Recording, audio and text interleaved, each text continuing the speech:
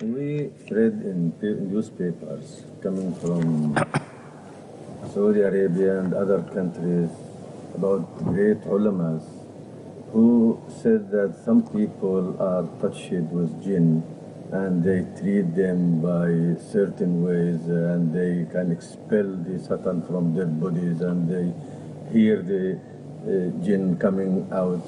The big mufti, he said that in the papers. What is it true about this?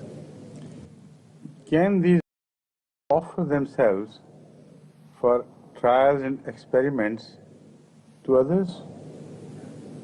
I don't know. Maybe. See, this is the point.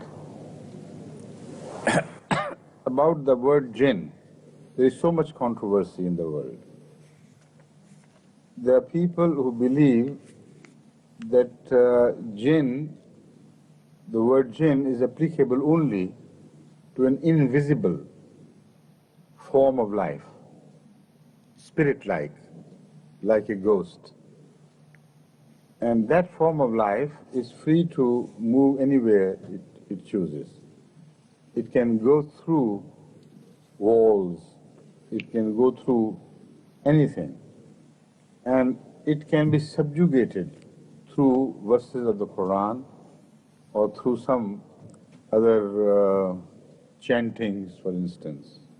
You say chant something like that, they say they can be subjugated and pressed into service of man. That is one view.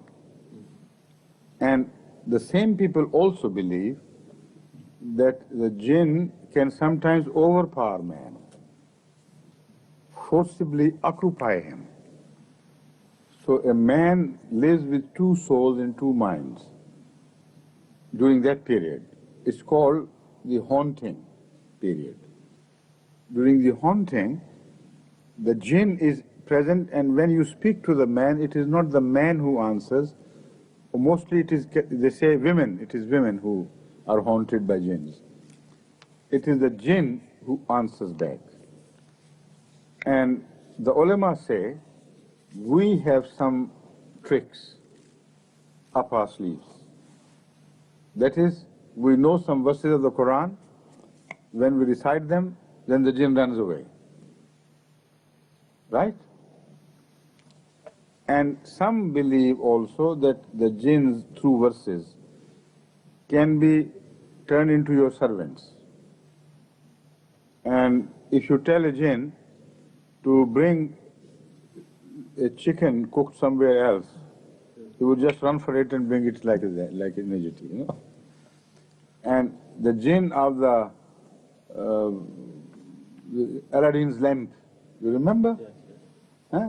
In Alfu Laylatin wa Layla? That jinn also created so many tricks, you know. So these are the views. But those people, those countries where such jinns are believed to be available, and the great Sufis and ulama and mashayikh, they know how to capture them. They are third world countries, poor people. They can't make the jinn bring the oil out of the earth, spring out. And they cannot make the jinn build industry for them. What sort of jinn are they? You see, it's a strange thing. But first you translate it, then I'll speak of other things. It's a very interesting subject. It always comes up for discussion wherever I go. السؤال هو عن موضوع الجن. فقد قرأنا في بعض الصحف التي تأتي من البلاد العربية وأخبار عن كبار العلماء والمفتين الذين يدعون أنهم يخرجون الجن من أجسام المرضى، والحوادث كثيرة وسمعنا بها. ونسأل هذا السؤال: هل ما حقيقة هؤلاء الجن وما حقيقة ما يدعيه هؤلاء الشيوخ والعلماء؟ يقول أمير المؤمنين أن موضوع الجن موضوع يثير كثيرا من الجدل، فكثير من الناس يعتقدون أن الجن كائن خفي يستطيع أن يذهب إلى كل مكان وأن يمر خلال الحوائط ويصعد ويهبط، يتحرك بكل حرية. ويزعم البعض أنه يمكن إخضاع هذا الجن بآيات معينة من القرآن أو بقراءة بعض التعازيم أو كلام معين يمكن إخضاع الجن بهم.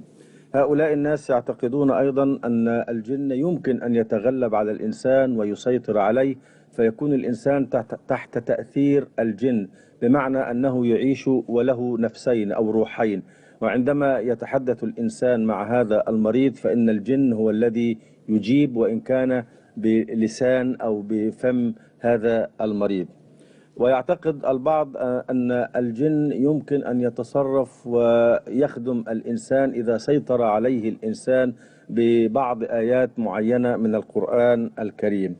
يقول الحضور أن هذه الأماكن التي تنتشر فيها مثل هذه العقائد هي في بلاد العالم الثالث، حيث الفقر وحيث الجهل وحيث الحاجة إلى التنمية ومثل هذه الأمور.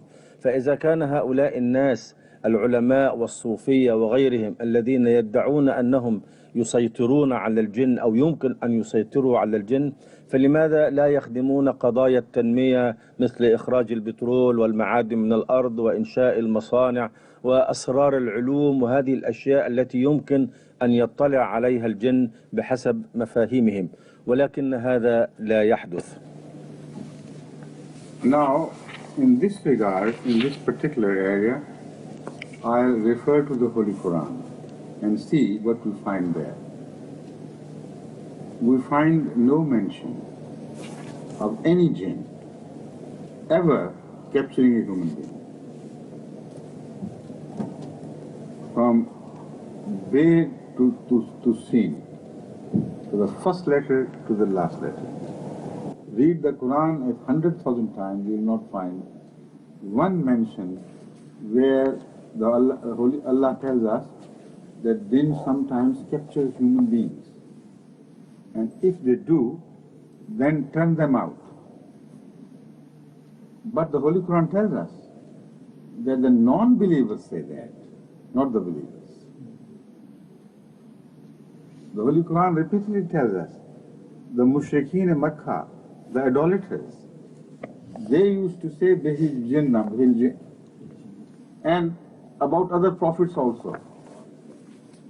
The claim is never made by a prophet of God about anyone else that he has been captured by jinn. This is what I mean. See? So false people make the claim, the true people do not. And why did they say jinn? Because they believe that jinn is alimul ghaib. He knows things and he can do tricks. So because they saw the signs of the knowledge of the unknown in the words of the prophets of Allah, so they couldn't believe that man to be true.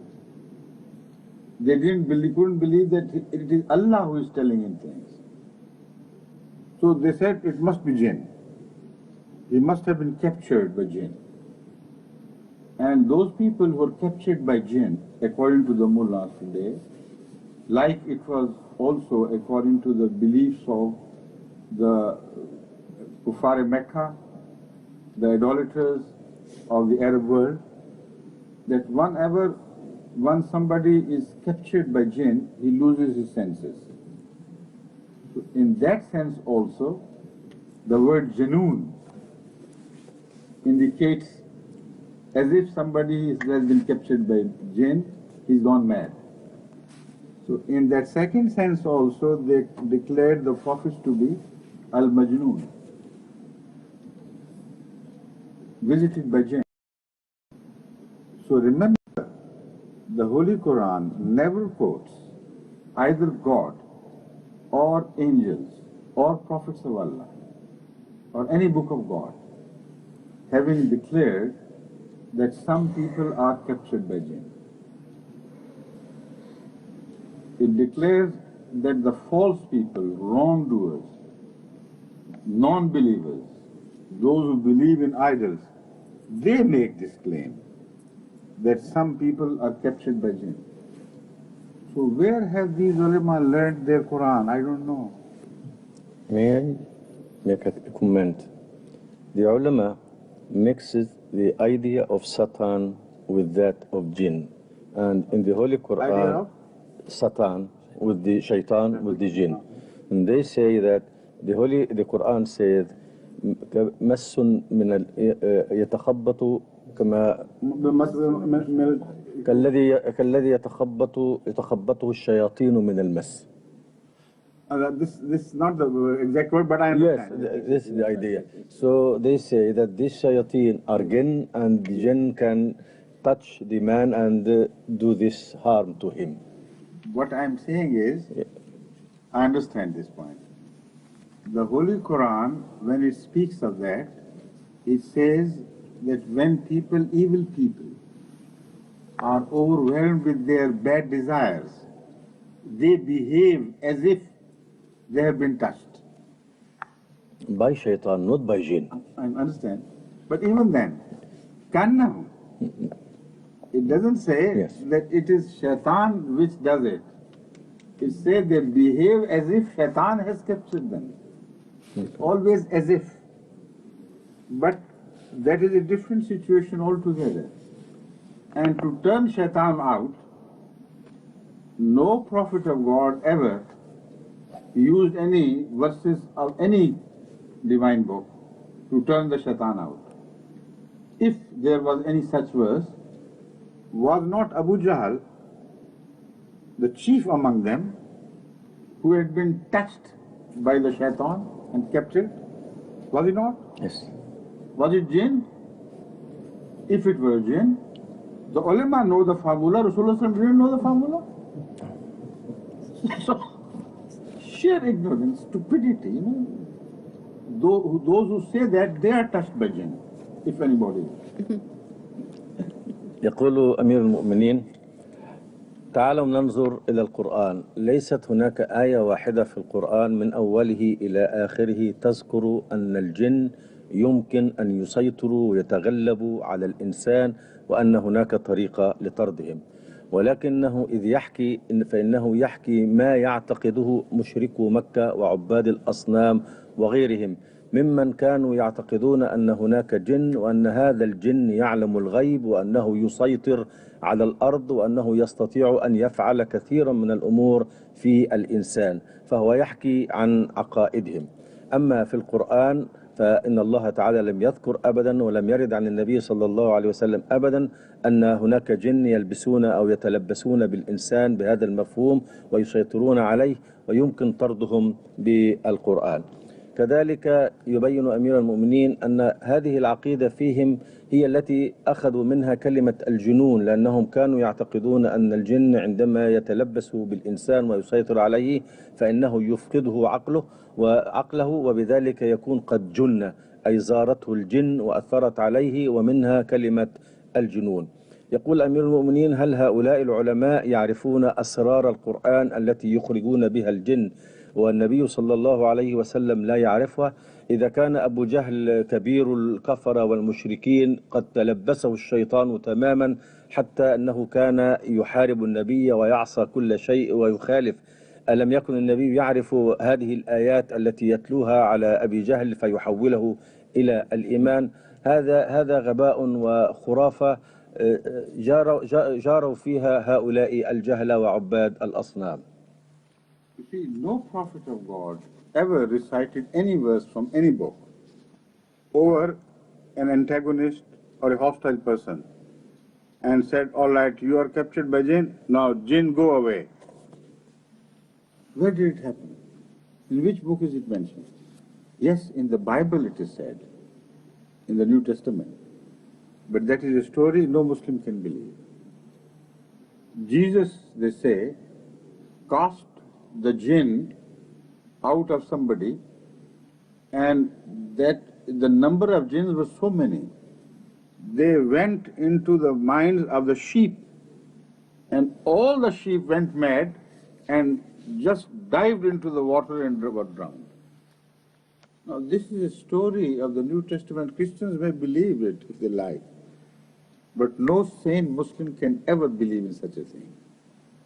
because never such a thing happened at the time of Hazrat Muhammad Rasulullah Sallallahu Alaihi Wasallam. And according to the version of the Holy Quran, it never happened to Jesus either. It never happened to Moses or any other prophet of Allah. When one is captured by shaitan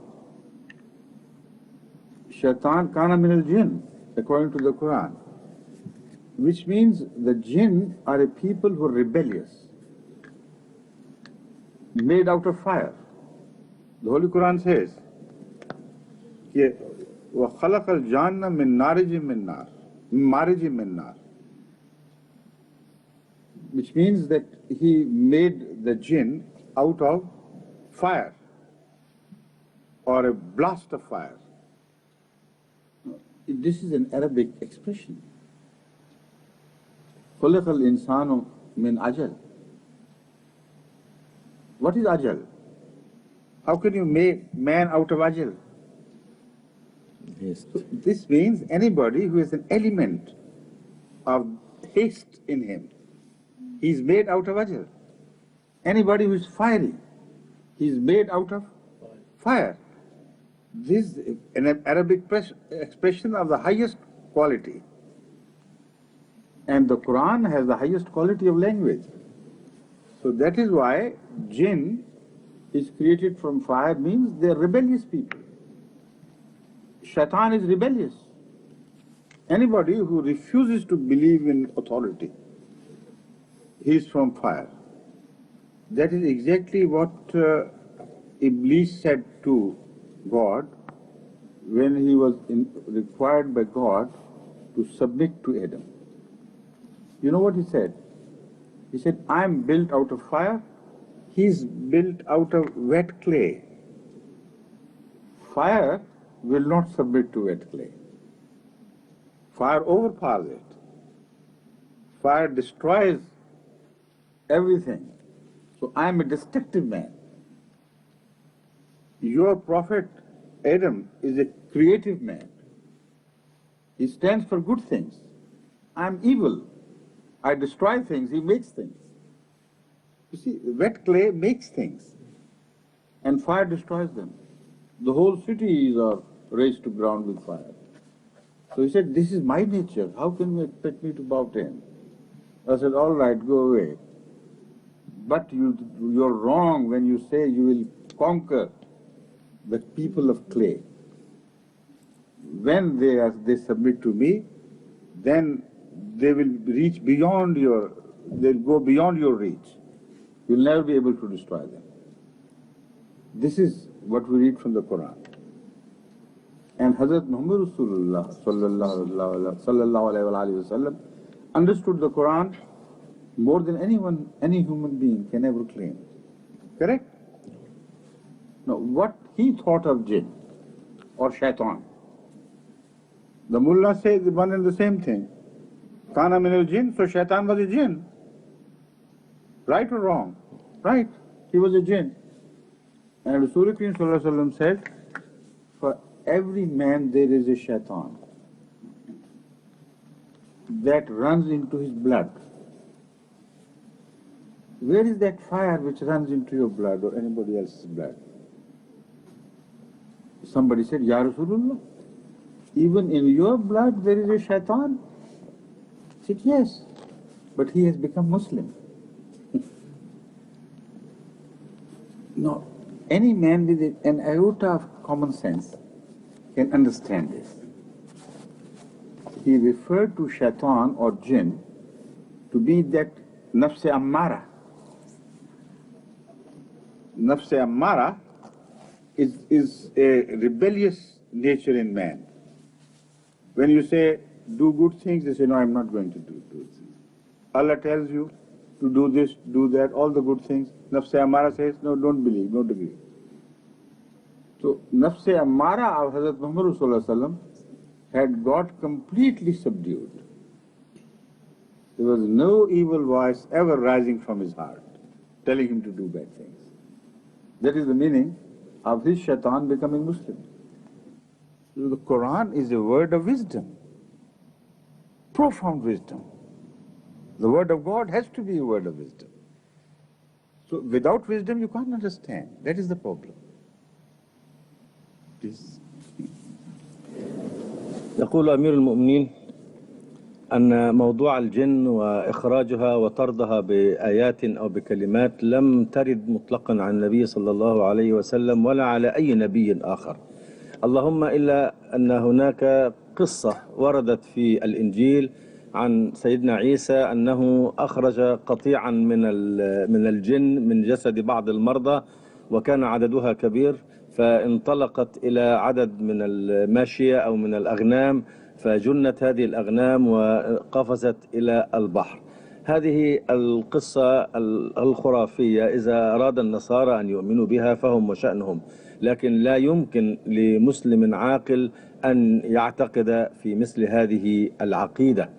ثم يقول أن النبي صلى الله عليه وسلم Because the Holy Quran does not support it. لأن القرآن لا يؤيد مثل هذا الرأي. نعم. لو كان مثل هذا الشيء قد حدث لذكره القرآن. يقول أن القرآن يحكي لنا عن أن الشيطان هو المتمرد العاتي الذي رفض أن يطيع سيدنا آدم عندما أمره الله تعالى بالطاعة، وقال أنا خير منه خلقتني من نار وخلقته من طين، وأخبر القرآن أن هذا المتمرد كان من الجن. فهذا يبين معنى الشيطان ومعنى الجن. فالشيطان هو المتمرد العاتي الذي يرفض الطاعة، والجن أخبر القرآن أنه مخلوق من نار، أي أن في طبعه النار، وضرب مثلا أنه خلق الإنسان من عجل. فهل الإنسان مصنوع من عجل؟ هذا طبعا غير معقول، وإنما يريد القرآن بهذا الأسلوب البلاغي أن يبين أن في طبع الإنسان العجلة. فعندما يقول أنه مخلوق من نار أي أن في طبعه هذا التأجج وهذه النيرانية. وقد رفض هذا المخالف طاعة سيدنا آدم وقال أنا خلقتني من نار، أي ليس من طبيعتي أن أخضع، لأن النار تحرق كل شيء وتتغلب على كل شيء. وسيدنا آدم مخلوق من طين، والطين هو المادة المتشكلة التي تصنع منها الأشياء. فكأن طبيعة هذا الجن هو العصيان والتمرد، وطبيعة آدم هي الخلق، هذا للتكوين والبناء وهذا للتدمير، ولا يمكن أن يتفق. ولذلك بين القرآن أن من كان طبعه هكذا لا يمكن أن يكون مطيعا للأنبياء. فإذن الشيطان هو كل متمرد خارج عن طاعة الله وطاعة أنبيائه. ولو كان هناك طريقة للسيطرة على الشياطين بقراءة آيات من القرآن أو أشياء أخرى لكان النبي صلى الله عليه وسلم هو من فعل هذا. يقول أمير المؤمنين إن القرآن هو كلام الله، وكلام الله كلام الحكيم ولا يفهم إلا بالحكمة. فيجب أن على الإنسان أن يتدبر المعاني والبلاغة التي ترد في القرآن وتصدر عن النبي صلى الله عليه وسلم حتى يفهمها الفهم الذي يليق بها. The ulama also refer to the period of Hazrat Dawood and Hazrat Sulaiman and draw their authority from what we find about the Jinn having been captivated by Hazrat Dawood and Hazrat Sulaiman. Correct? Now, what did they do? They did very hard works for them. Masaniya kathira. And they built heavy industry out of this jinn in the Quran, correct? So if they draw their authority from the Quran and they know how to do it, they should build some industry in Arabia. What are they doing there? Poor people, backward people of desert and other countries, those Arab countries which have some oil, all right, they are better off. But what about those who do not have any oil? These ulama should have the same jinn employed by Hazrat Dawood and Sulaiman and do some industrial work there. They can't. Which means they don't understand. While the Holy Quran gives enough clues for us to understand. But if you don't have wisdom, you can't do anything, unfortunately. The Holy Quran gives us the clue that these jinns of Solomon and David, peace be upon them, you know, they were shackled in heavy chains. They were taken to work while they were imprisoned, bound in chains. It doesn't say they were bound in verses of the Bible or any of the other divine words. Have you ever read that in the Quran? And what sort of jinns are they who are shackled in chains? They're invisible things. They pass through the stone and walls and the metal. How could chains of iron hold them together? Only verses of the Quran, according to these ulama, could hold them together. And no verses are mentioned in the Quran. The Quran doesn't know that there are such verses. They know. Imagine. The Quran doesn't know that there are some verses which can bind jinns. The ulama know that there are some verses.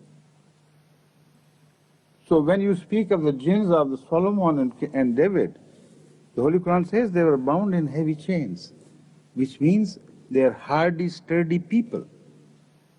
They were rebellious people who had been enslaved by the power of Hazrat Dawood and Hazrat Sulaiman alayhi salam. With the grace of Allah, it was God who had given him power to conquer these people. Now, this is an old custom of those days. Even pharaohs, when they built the great pyramids, they used to move thousands of prisoners in shackles, from one place to the other, to carry heavy stones and heavy works, and they built the pyramids for them. So it is an old custom which is also mentioned in the Holy Quran with reference to Hazrat Dawood, Hazrat Sulaiman, and there is no wonder. So they were the rebellious people who knew, but at the same time, the Holy Quran doesn't say that even one single man was visited and haunted by one of the jinns of Hazrat Dawood. Show me the reference where it is. Oh, please. يقول أمير المؤمنين أن هؤلاء العلماء يشيرون ويحتجون بموضوع الجن في زمن سيدنا داود وسيدنا سليمان، وأنهم كانوا يسيطرون على الجن وكانت لهم جنود من الجن. يقول إنهم كانوا، ماذا كان يفعل هؤلاء الجن؟ كانوا يبنون لهم القصور والحصون والجوابك الجفان وأشياء صناعية مفيدة. فهؤلاء العلماء الذين يخرجون الجن بطريقتهم، لماذا لا يستخدمون هؤلاء الجن في مساعدة البلاد المتخلفة، البلاد الإسلامية والعربية المتخلفة؟ قد يكون هناك بترول في بعض البلاد ويكون حالهم جيد، ولكن هناك بلاد فقيرة تحتاج إلى هؤلاء الجن ليساعدوهم في بناء ما يحتاجون إليه. هم لا يفعلون ذلك لأنهم مخطئون ولا يقولون الحق. ليست هناك آيات قرآنية للسيطرة على الجن، وليس هناك جن للسيطرة عليهم بهذه الآيات القرآنية. القرآن يقدم لنا القرائن ويوضح لنا الأمور. لقد وصف هؤلاء الجن الذين كانوا في خدمة أو المسخرين لسيدنا سليمان أنهم كانوا مقيدين في الأغلال. فأي نوع من الجن هذا الذي يقيد في الأغلال الحديدية السلاسل؟ لو كانوا الجن كما يفهمون فكيف يقيدوا هؤلاء بالسلاسل؟ وإذا كانوا يقيدوا بالسلاسل فكيف يقيدهم هؤلاء المشايخ بالآيات القرآنية أو بغيرها؟ القرآن يبين أنه ليس هناك آيات قرآنية. القرآن لا يعرف آيات قرآنية كما يعرفها هؤلاء المشايخ الذين يزعمون أن هناك آيات تكبل الجن. القرآن يعلن أنها تكبل بالسلاسل، شأنها شأن الكائنات البشرية. إذا كان سيدنا سليمان يسيطر على هؤلاء ومكنه الله من غزو بلادهم والسيطرة عليهم، واستخدمهم في أعمال البناء والإنشاءات مكبلين في الأغلال، وهذه عادة موجودة في الملوك القدامى. المصريون القدامى كانوا يستخدمون الأسرى مكبلين في الأغلال والمعابد وغيره، وكذلك كان يفعل سيدنا سليمان في هذا العمل. إذن الجن هم هؤلاء الأقوياء المتمردون العتاة الذين يعصون سيدنا سليمان، واستطاع بفضل الله أن يسيطر عليهم بقوة جيوشه وبمهارته وقدرته على الحكم. Then the same ulama quote the Quran by saying that jinn is made out of fire, and they insist this is made out of fire. But when this jinn enters a man or a poor woman, why does it burn it out? What sort of fire that is? It doesn't burn. A woman, delicate woman, is captured, her clothes remain exactly the same, her body remains the same, the fire is in her and it does not burn. What sort of fire that is? Then in the Holy Quran it is said, the same jinn who were shackled, in chains, heavy chains, they also dived into the water and took pearls from underneath, brought them out for the sake of the kings or the prophets of God, for whom they had been made to serve the cause. Now these jinns, according to the Quran, could delve into the water, go deep and take out the pearls. What sort of fire that was?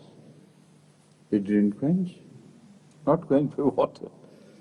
So a fire which does not burn, a fire which is not quenched, what sort of fire that is? So if they quote the Quran, they should try to understand the Quran as well.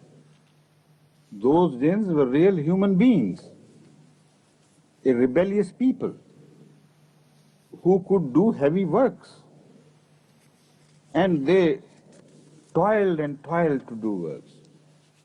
And that is why the industry in the time of Hazrat Dawood and Hazrat Sulaiman prospered so much. And when the reign of after the death of Sulaiman, an incapable son sat on the throne, and these people got the wind of it, that there is no more a powerful king like Solomon. They started rebelling. They broke away the shackles, and then they started breaking the empire by capturing small portions here and there. Right? Yet none of them, when free, captured anyone else. Not a single human being. So the Quran doesn't know these things and the ulama know. Strange thing, isn't it? I mentioned something I forgot last time. فاتني أن أبين ما قاله أمير المؤمنين من أن النبي صلى الله عليه وسلم أخبر أن لكل إنسان شيطان يجري في جسده مجرى الدم، أي أنه في داخل الإنسان. فسئل النبي صلى الله عليه وسلم: وأنت يا رسول الله؟ قال: نعم، ولكن شيطاني أسلم. يبين أمير المؤمنين كيف الشيطان هذا المخلوق من النار يدخل في جسد الإنسان ويجري في عروقه مجرى الدم ولا يحرقه. كيف يكون هذا؟ وما معنى أن شيطان النبي صلى الله عليه وسلم أسلم؟ هذا معنى أن النفس البشرية الأمارة بالسوء التي لم تهذب ولم تتعلم هي تدفع الإنسان نحو العصيان ونحو الاندفاع إلى الأمور السيئة، ولكن النبي صلى الله عليه وسلم وقد أدبه ربه وعلمه أصبحت نفسه طاهرة لا تأمره أبدا إلا بخير، ومعنى ذلك أن شيطانه قد أسلم. ثم هؤلاء الجن الذين كانوا في خدمة سيدنا سليمان، القرآن يقول: كل غواص وبناء، كانوا يغوصون في الماء لاستخراج اللؤلؤ من البحرين والبحار التي هناك. لو كان هؤلاء الجن من النار كيف يغوصون في الماء ولا ينطفئون؟ أي نوع من النار هذه التي لا تنطفئ بالماء ولا تحرق الأجسام؟ إذن هي ليس المعنى أنه مصنوع من النار الحقيقية، وإنما في طبعه هذا التأجج وهذا الفوران التي تتصف به النار. فكأن الجن في حالة سيدنا سليمان هم المتمردون الذين خرجوا أو كانوا يخرجون على نظامه وكانوا يسكنون في الجبال واستطاع أن يسيطر عليهم. بعد سيدنا سليمان هؤلاء الجن استطاعوا أن يستولوا على دولته وأن يقسموها إلى أجزاء. لم يذكر التاريخ ولم يذكر القرآن أن هؤلاء خرجوا عن طاعة سليمان فلبسوا الناس وآذوهم كما يظن هؤلاء أو كما يحكي هؤلاء الناس. إذن هذا المعنى الخرافي ليس موجودا في القرآن ولا ليس موجودا في الحقيقة. Now I just suggested that if they really believe in what they attribute to the Quran, if they are honest, then they should demonstrate it. They say we have turned the jinn out. Okay, we haven't seen it. Huh? But when they turn the jinn into their servant, then they should invite us to see that. See, here something becomes demonstrable. If they can't make industry like Hazrat Dawood and Hazrat Sulaiman, built industries out of the jinn, I don't demand, all right, don't build industries. Just for small things, for cooking your bread, for handing over things, for polishing your shoes, for sewing your clothes. When you throw a jinn out of some poor woman, capture him and put him in your house to work. When it begins to produce that work, then we'll see works happening. Then we'll have to believe. But until that, don't make a false claim, please. May I say a few words? I used Hazoor's idea while I was in Sudan. I see. There was a mullah. In Sudan, they believe that very much. Yes, they can do whatever they can by the jinn.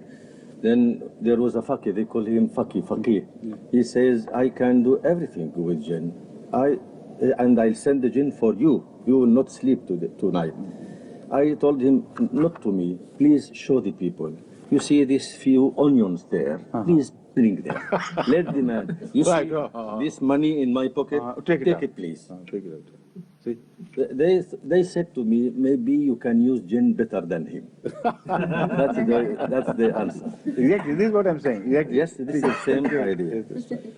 And tell them your own experiences there. Yes, okay. يقول أمير المؤمنين أنهم يدعون أنهم يخرجون الجن باستخدام القرآن. معنى إخراج الجن أنهم يستطيعون السيطرة على الجن. لا بأس، يمكن أن يجربوا هذا ويبينوا للناس جميعا قدرتهم هذه وعلى وجود الجن بأنهم يستخدموا هؤلاء الجن في عمل بناء، يصنعوا شيئا، يقيموا شيئا في خدمة المجتمع. إذا تبين أن الجن قد فعلوا ذلك فقد صدقوا فيما قالوا عن الجن وصدقوا فيما قالوا عن سيطرتهم على الجن. وقد حكيت لأمير المؤمنين تجربة لي في السودان حيث يعتقد الناس هناك بالجن وأنهم يسيطرون على الدنيا بهذا الجن. وكنت في أحد الأسواق وجاء أحد الفقهاء يسمونه هناك فقيه أو فقيه، فقال أنا أستطيع، ومعروف عند الناس أنه يستطيع السيطرة على الجن. فقلت له من فضلك إذا هناك بضع بصلات موجودة هناك على الأرض اجعل الجن يأتوا بها إلى هنا، أو هنا في جيبي بضعة قروش اجعل الجن تأخذها من جيبي. طبعا لم يستطع ولا يستطيع. فقال الناس إنني أستطيع أن أسيطر على الجن أو أستخدم الجن أكثر منه. فهذا شيء طبعا مضحك. Now, they also refer to Surah Jinn, or Surah Al-Jinn in the Quran. And they say it is written there that a delegation from among the jinn came to visit Hazrat Muhammad Rasulullah. Why do you say there is no jinn? We don't say there is no jinn. We say jinn is not what you think it is. It is different. And from the Quran we prove that it is different from what you think. Jinn, of course there is. The Holy Quran is full of mention of jinns. But we'll believe only in that jinn which the Holy Quran describes, not that jinn which you describe. So, let's see what happened. When the delegation from among the jinn came, they encamped outside Medina, a kilometer or two outside Medina. And Hazrat Muhammad Rasulullah went to meet him privately without taking anybody along with him. Huh? Except one person. Except one person. Thank you for correction. Yes. And he visited and talked with them. And no hadith mentions that he recited any verse of the Quran to charm them. They were free, they discussed things, and they were convinced that Hazrat Muhammad Rasulullah was true Prophet of God. Then they affirmed this, they confirmed and professed the faith of Islam by declaring that Muhammad Rasulullah is right and La ilaha illallah Muhammad Rasulullah. Then they went back. Now there are two things which happened. When they went back, next morning when Hazrat Muhammad Rasulullah told the people what had happened, people went to see the place where it had happened. And they report that there were signs of fires are being built, as if human beings had come and stayed there. Ashes. Ashes.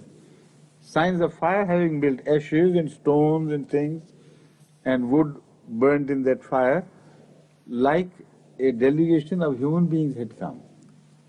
Jinns are out of fire. Why should they build fire? What do you mean by jinns building fire?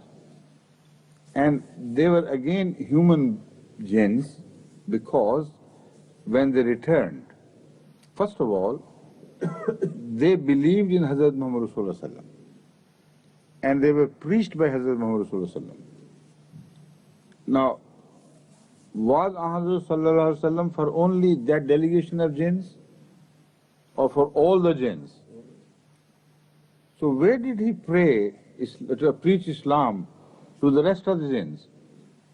Only who came to them, came to him, and no to none else?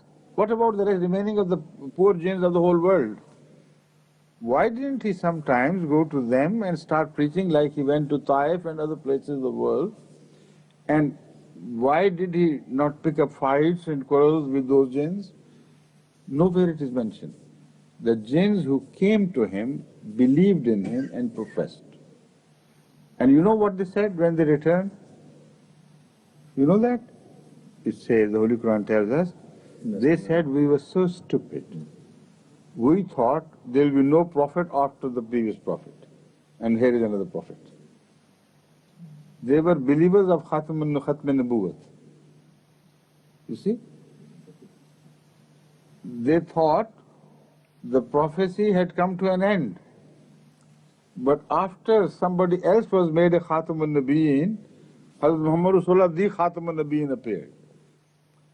So they must have been human beings who believed like Hazrat Yusuf's followers did.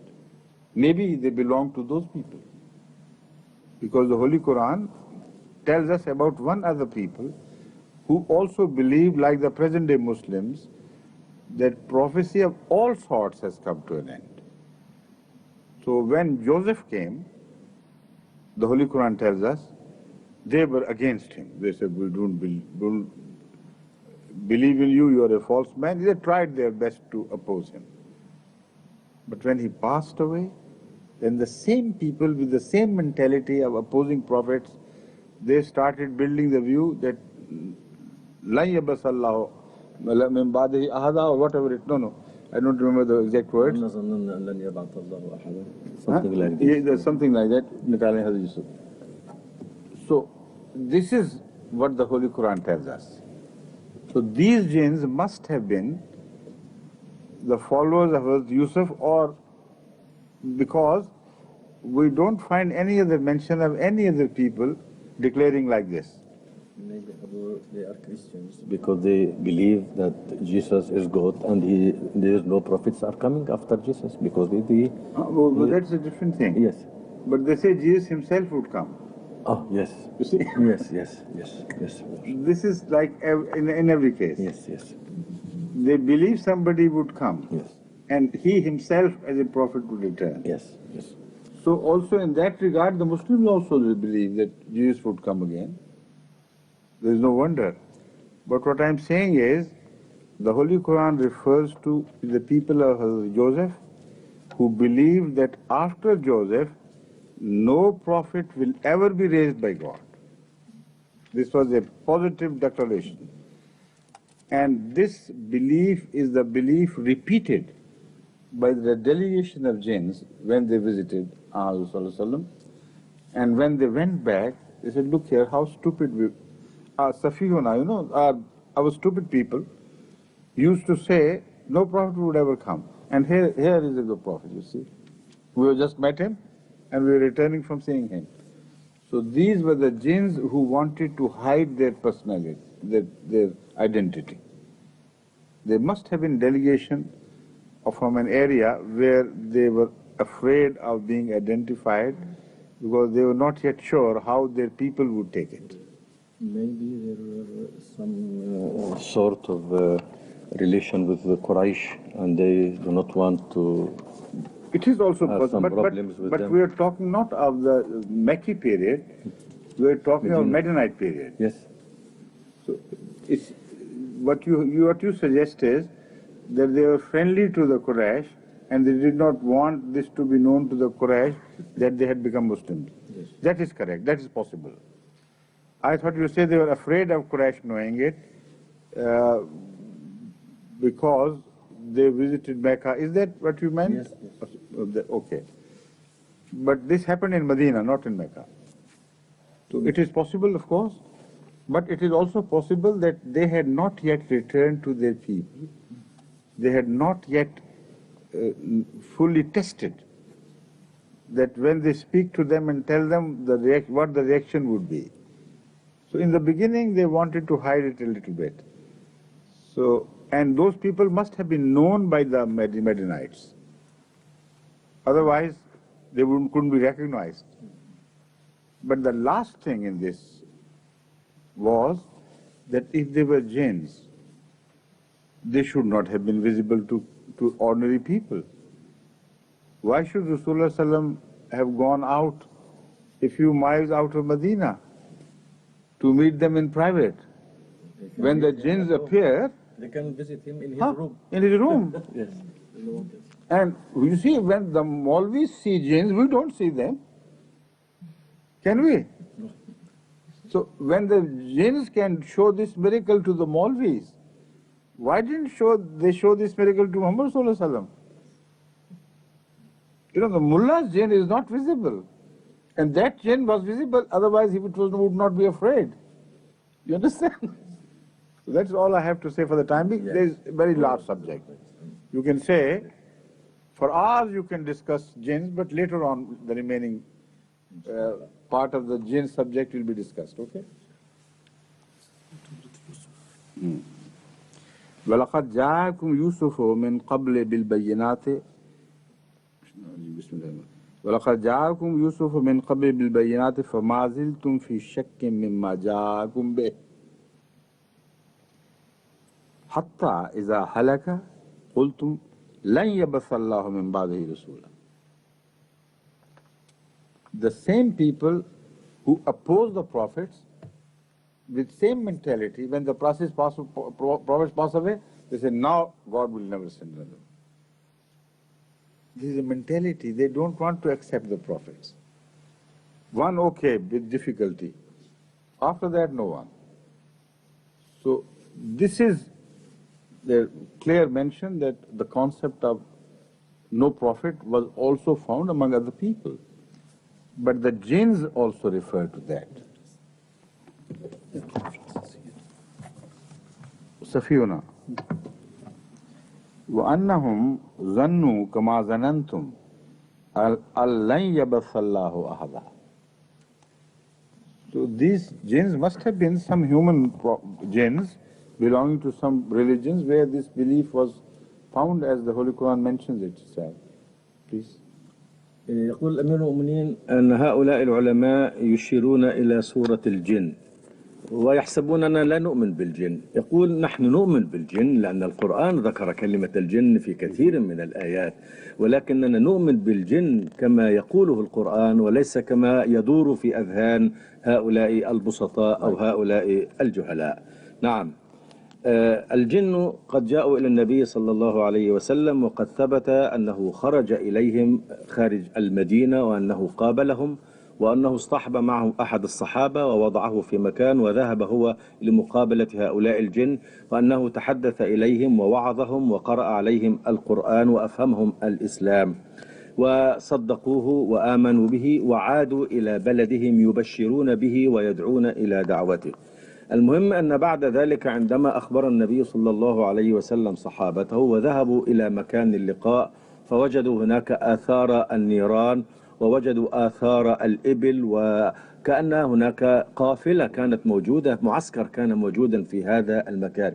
لو كان هؤلاء من الجن كما يفهم هؤلاء المشايخ أو هؤلاء المضللون، كيف تكون هذه؟ إذا كانوا هم من النار فكيف يصنعون نارا؟ وكيف يركبون جمالا تأكل وتترك هذه البقايا هناك؟ ولماذا إذا كانوا يزورون المشايخ أو يخرجون عند المشايخ ولا يراهم الناس، لماذا لا يذهبون لمقابلة النبي صلى الله عليه وسلم في بيته؟ لماذا في الليل؟ ولماذا يخرج إليهم ويقطع هذه المسافة؟ إذا كانوا جنا كما يقولون بالمفهوم الذي يفهمون لزاروا النبي صلى الله عليه وسلم في مكانه. ويبدو من القرآن الكريم أن هؤلاء القوم، هؤلاء من البشر الذين لم يريدوا أن يعرف أنهم زاروا النبي، أو لم يريدوا أن تكون هناك مشاكل بينهم وبين قريش، أن يعلن عنهم، فلذلك سموا جنا، أي الذين لا يعرفون أو الذين يخفون أنفسهم عن الغير. يقول أمير المؤمنين إنهم عندما عادوا آمنوا وأخبروا قومهم أن هذا نبي، ونحن كنا نظن أنه لا يبعث نبي بعد ذلك. وهذه العقيدة موجودة من قبل في قوم يوسف الذين شكوا في أمره وظنوا أنه لن يأتي بعده رسول، وقد جاء بعده رسل. هناك صنف من الناس يكذبون الرسل ويعارضونهم، فإذا ما توفي الرسول بعد ذلك يرفضون أن يأتي رسول آخر بعده، ويعتقدون بختم النبوة أي قفل باب النبوة وباب الوحي عن البشر. فإذا هذا الوفد من الجن هو وفد من البشر جاء إلى المدينة وقابل النبي وعاد كما يعود كل البشر، وليس المفهوم الخاطئ عن المخلوقات الخفية التي لا يراها أحد. هؤلاء المشايخ يستطيعون أن يسيطروا على الجن، والنبي صلى الله عليه وسلم لم يستطع أن يسيطر عليهم بطريقتهم، إنه ذهب إليهم وجلس إليهم وتحدث إليهم ووعظهم، ثم وعاد هو إلى بيته. Now, I'll quote in the end one hadith from Rasulullah which will support my view fully. They tell us that because the jinns did not want to appear to everyone else, they stayed outside Medina. While Rasulullah tells us that the jinns eat the bones of things, so do not wash yourself, clean yourself with bones. So they were all over Medina. You know, who was eating the bones if they were not jinns? And the people couldn't see them. Rasulullah told them, don't, when you go to the call of nature, attend the call of nature, after, going, emptying yourself, when you want to clean yourself with some stone or some piece of earth, do it, but not with bones. The Sahaba must have been wondering why. He said, because the bones are food for jinn, and they will hurt you. So this means all over Medina, wherever there were bones, and bones are everywhere, there were jinns. So why these jinns stayed out of Medina? They should have come and started eating bones and also discussing things. So they don't understand. What are those jinns which eat bones? Do you know? Yes? What are those? Germs. Bacteria. Bacteria, yes. Viruses. Viruses, germs. Rasulullah, who received the Quran, he was the wisest man on earth. When the concept of germs was not known to the West or anywhere in the world. about 1200 years before that happened, God had told him that there is something, some invisible creature called Jinn. And those who eat bones, they are also jinns.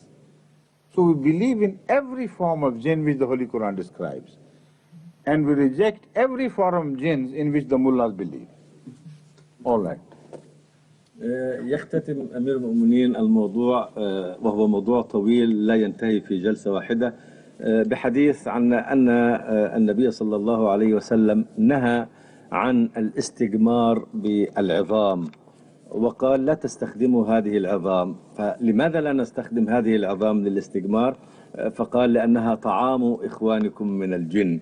فأي جن أي جنها؟ العظام موجودة خارج المدينة ولا تفنى من خارج المدينة، فكأن الجن موجودون خارج المدينة ولا يدخلون لأكل العظام أو مثل هذه الأمور.